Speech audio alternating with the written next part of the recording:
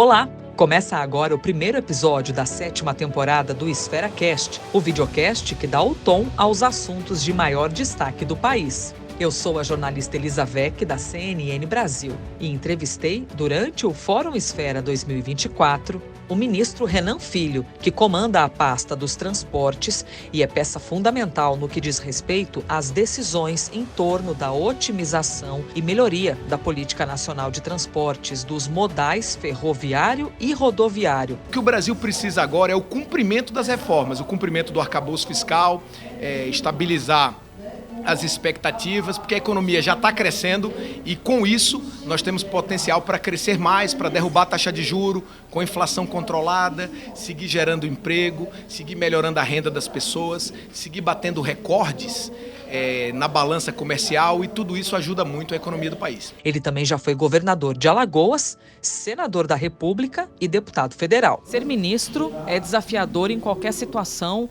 mas no meio de uma gestão apareceu uma tragédia como a do Rio Grande do Sul, você amplia, né? Porque tudo aquilo que estava planejado tem de ser ou remodelado, recalculado, porque você tem de dedicar muita energia para um estado só. E a quantidade de estradas federais com problemas no Rio Grande do Sul é uma coisa nunca antes vista. De que maneira nesse momento resolver e conseguir dinheiro para disponibilizar, para resolver a estrutura de mobilidade do estado? É verdade, né? Porque fazer já é difícil. E refazer, reconstruir, exige um esforço adicional, porque você tem que continuar fazendo e reconstruir aquilo que foi perdido. Pois é, e estruturas pontes, né? Mas o governo federal deu uma resposta muito ágil. O presidente Lula editou uma medida provisória, garantiu 1 bilhão e 200 milhões de reais para investimentos em infraestrutura.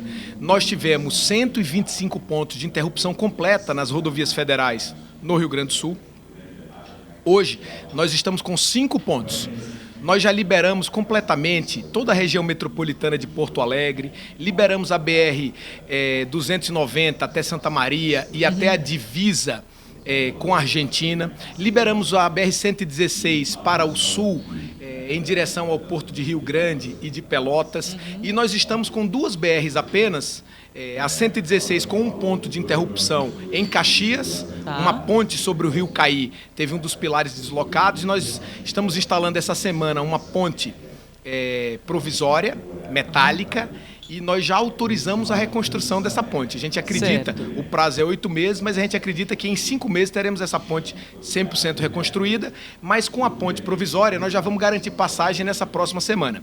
E a BR-470, que é uma BR ali que liga Veranópolis a Bento Gonçalves, ali no Vale dos Vinhedos, na Serra Gaúcha. Locais muito turísticos, né? Se o turismo não chega, como é que a região sobrevive? Locais turísticos belíssimos, mas tem rotas alternativas. Essa é uma rodovia na serra mesmo. Ela também é turística, tem muita gente que mora no entorno dela, então tem muita gente ainda afetada. Mas para chegar a Bento Gonçalves e para chegar a Caxias, tem rotas alternativas por outras rodovias federais, também rodovias estaduais. Mas nós estamos trabalhando duro na BR-470, porque agora esse mês nós vamos liberar ela todinha. Então, assim, com os recursos que o presidente autorizou, nós vamos aí reconstruir definitivamente as rodovias, porque a liberação não significa que a infraestrutura está já no mesmo padrão que ela já esteve, mas já permite o fluxo das pessoas enquanto a gente faz a reconstrução mais definitiva. Então, o fundamental é que no Rio Grande do Sul não houve outras crises derivadas das chuvas que levaram à infraestrutura, como, por exemplo, uma crise de desabastecimento de combustível, de alimentos, de remédios. Nós conseguimos, com agilidade, evitar que outras crises acontecessem. E quanto tempo o senhor estima? Eu sei que é difícil, né? Porque a gente está num momento de raio-x, de compreender tudo aquilo que de fato vai ter de ser organizado e reconstruído, ou alguns dizem cidades refundadas, né? Mais do que reconstruir. O senhor estima que 5 anos, 10 anos? Assim, aí tem 2 pontos. Tem a infraestrutura urbana, não é muito do Ministério dos Transportes, né? Mas assim, nas BRs, até o primeiro semestre do ano que vem, nós esperamos estar com toda a infraestrutura reconstruída. Agora, residências, claro. a parte urbana, Isso certamente leva um pouco mais de tempo, Sim. exige a escolha de terrenos, né? As pessoas têm que verificar se essas novas áreas têm condição do cidadão morar, estudar, Defesa civil, visitar sua liberar, família. Então, assim, tem condições ambientais importantes. É um trabalho diferente. No Ministério dos Transportes, para liberar as rodovias federais, nós vamos liberar todas esse mês. Até o meio do ano que vem, nós esperamos estar com toda essa infraestrutura que foi levada reconstruída. Nossa, então a resposta é bem mais esperançosa do que o que eu imaginava. Que nós tenhamos, então, até o primeiro semestre do ano que vem, essa liberação das estradas federais. Deixa eu... Não, assim, ó, liberação vai ser agora. Já está liberado. Dos 120 pontos, 125 que estavam interrompidos, 120 já foram liberados. Sim. Os veículos já estão passando. Esses 5, nós vamos liberar esse próximo mês. Tá. Agora, a reconstrução da infraestrutura que foi danificada para estar no padrão que ela estava antes das enchentes, até o meio do ano que vem. Pois é, que é um trabalho danado, né? Para deixar de fato de um jeito seguro, com uma infraestrutura boa para os gaúchos e para as gaúchas. Além do desafio do Rio Grande do Sul, temos esse Brasilzão imenso, né? Que o senhor está muito conectado com isso. Quando a gente fala sobre concessão de rodovias, e até assim que o governo Lula chegou, aquele olhar desconfiado de como é que vai ser esse assunto de concessão em relação ao governo Lula? Como é que vai ser a parceria em relação ao público com o privado? Neste momento, o senhor pode fazer um raio-x para a gente, Posso. por favor? Inclusive, eu vi uma fala sua, alguma coisa em torno de que o presidente Lula teria sido o que mais liberou concessões ou que mais desenrolou esse assunto. Mas é um público meio desconfiado, né, ministro? Na verdade, as pessoas misturam preferências e confundem os números.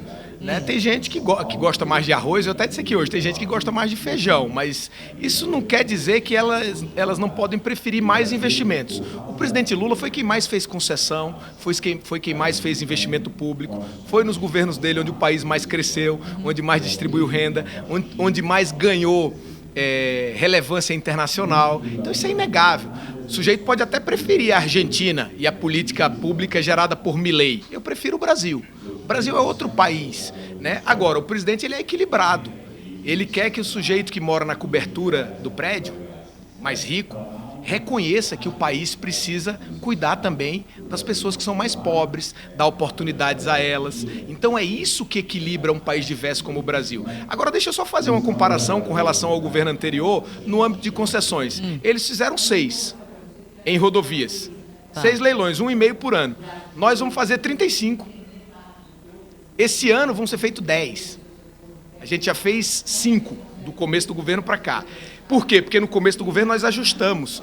Todo mês, praticamente agora, teremos uma concessão. Mas além disso, eles fizeram apenas 6 e das 24 que existiam antes deles, 15 contratos, das 24, 15 contratos estavam desequilibrados, com obras paradas, em rodovias super importantes, como, por exemplo, a subida da Serra de Petrópolis, na BR-040, no Rio de Janeiro, como, por exemplo, a BR-101 no Espírito Santo, como, por exemplo, a BR-163, que é a principal BR para o escoamento da produção do agro do Mato Grosso do Sul, que passa pelo Mato Grosso, estava com obras paradas.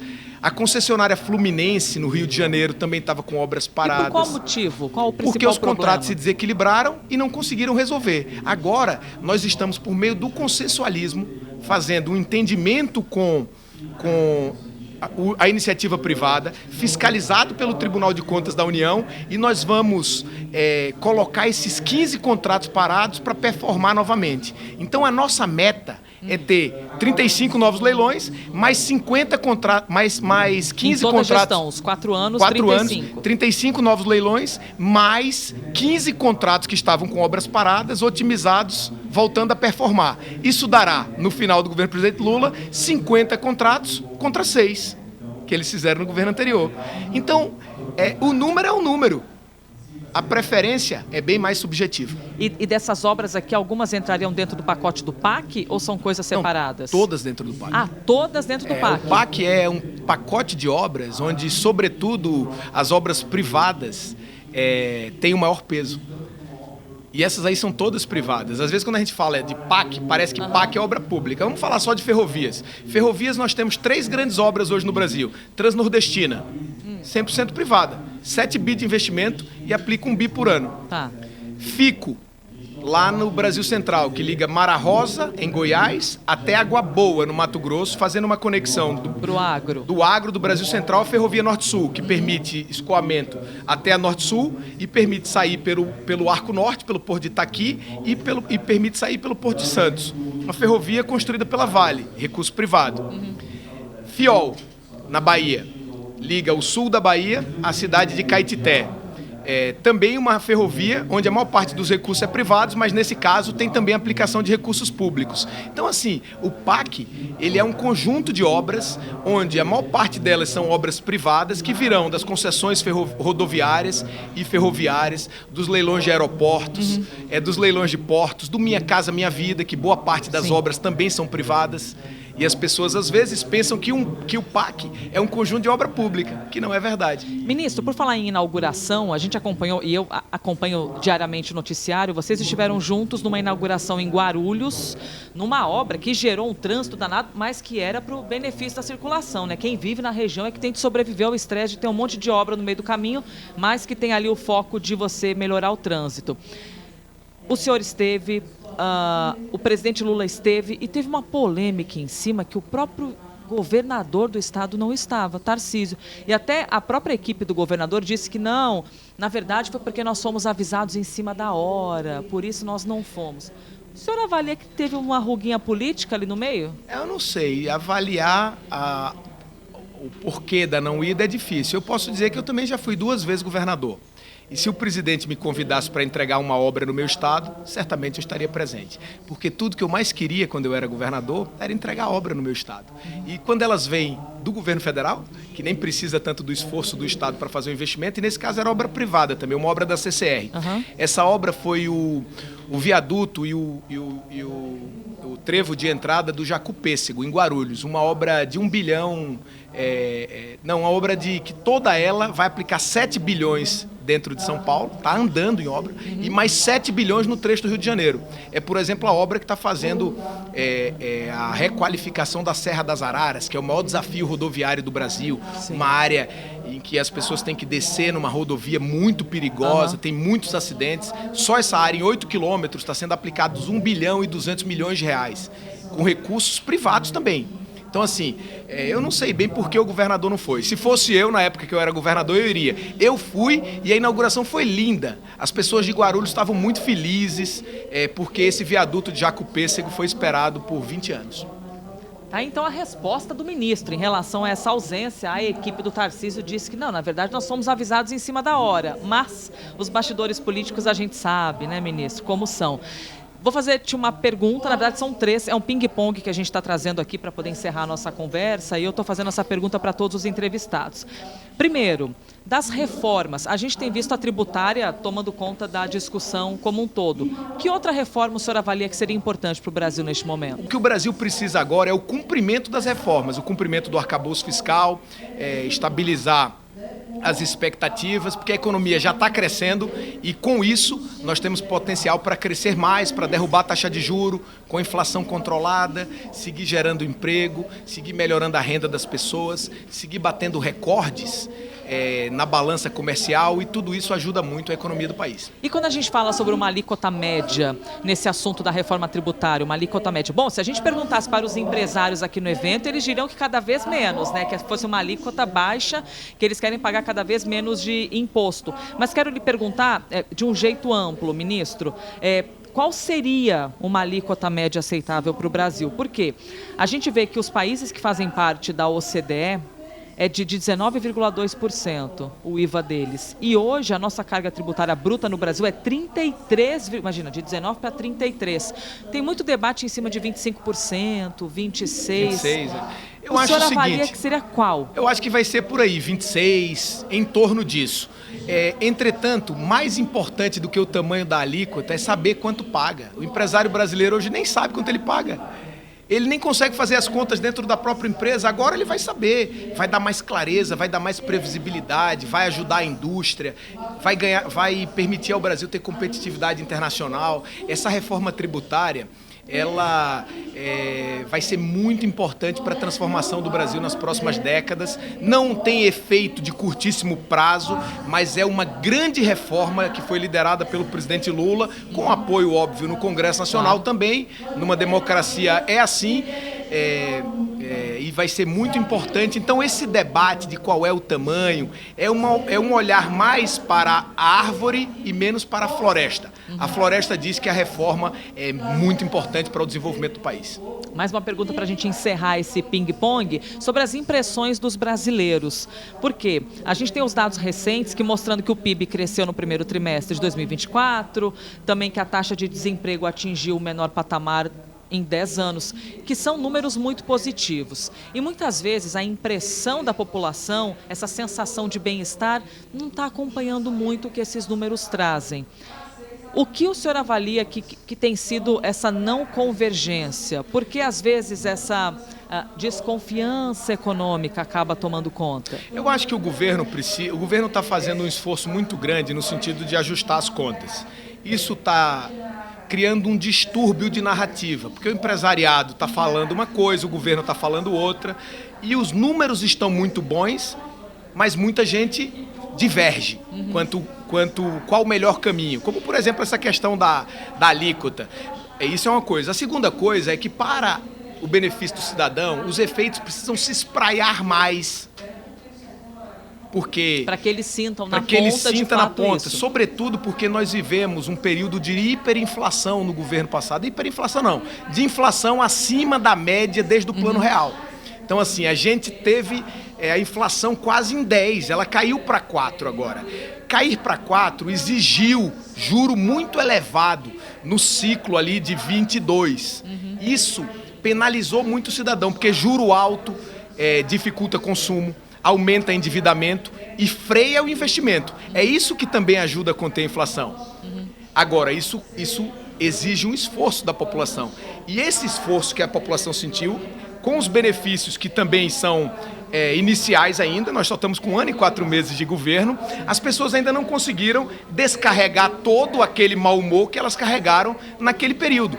E aquele mau humor era grande que até derrotou o presidente da República. Ninguém pensa que foi o contrário. Agora, nós temos 4 anos. O que a gente precisa é perseverar na geração de emprego, no crescimento econômico, no aumento da renda. O que a gente precisa é perseverar exportando mais, conectando o Brasil com o discurso internacional, fazendo o dever de casa, atraindo o capital privado, melhorando o diálogo com todos os setores, de maneira franca. Nem sempre a gente pode fazer o que o outro quer, mas fazendo o que pode fazer. E com isso, certamente, ao final, em 26, haverá uma sensação muito maior de bem-estar. E o que eu acho é que a gente deve, ao invés de ficar discutindo se deve gastar mais ou menos, que isso é bobagem, porque com o investimento que a gente está fazendo, a gente já está fazendo muito mais do que foi feito anteriormente, como falamos aqui no começo da entrevista. Agora, finalizo, a gente deve fazer o investimento máximo com sustentabilidade fiscal e atrair o máximo do capital privado, porque isso vai garantir avanços para o Brasil. E em meio a avanços, todo mundo percebe, cedo ou tarde. Muito bem, ministro Renan Filho, obrigada pela gentileza de conversar com a gente aqui. Eu que agradeço.